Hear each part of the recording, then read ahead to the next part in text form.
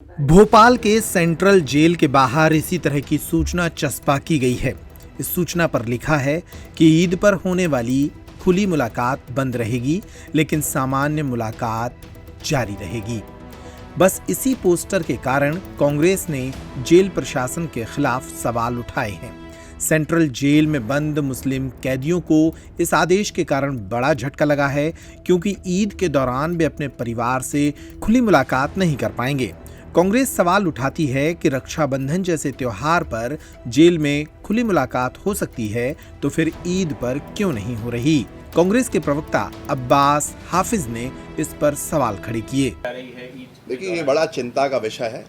खुली मुलाकात रहती थी, हर साल आम मुलाकात रहती थी। माएँ बहनें अपने भाई पिता पति सबसे मिलते थे जाके वहाँ पे। होली पे भी खुली मुलाकात रही। अब जेल अधीक्षक महोदय ने ये एक वहाँ पे नोटिस चस्पा कर दिया है कि सामान्य मुलाकात जारी रहेगी, लेकिन जो खुली मुलाकात है वो नहीं होगी। क्यों नहीं होगी भाई? ये भेदभाव क्यों है? जब हर त्यौहार पे होती है तो ईद के दिन भी रहे।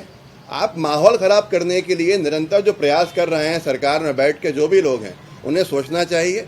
डीजी महोदय को मैं लिख चुका हूं और दोबारा मिलूंगा और सब लोगों से मांग करता हूं कि ये एक मानवीय ग्राउंड के ऊपर जो खुली मुलाकात रहती है उसको ईद पे चालू रखें जेल में, ताकि लोग अपने परिजनों से मिल सकें। उधर इस मामले में सेंट्रल जेल भोपाल के अधीक्षक राकेश भांगरे का अपना बयान है। वे कहते हैं कि जेल के भीतर निर्माण कार्य चल रहा है, जिसके कारण जिस स्थान पर खुली मुलाकात होती थी उस स्थान पर मुलाकात कराना संभव नहीं है, इसीलिए ईद पर खुली मुलाकात बंद कराई जा रही है। हाँ, उसका मुख्य उद्देश्य है कि जो अभी वर्तमान में जेल के अंदर 3 अलग अलग स्थानों पे बड़े व्यापक स्तर पर और बड़ा काम निर्माण कार्य कराया जा रहा है।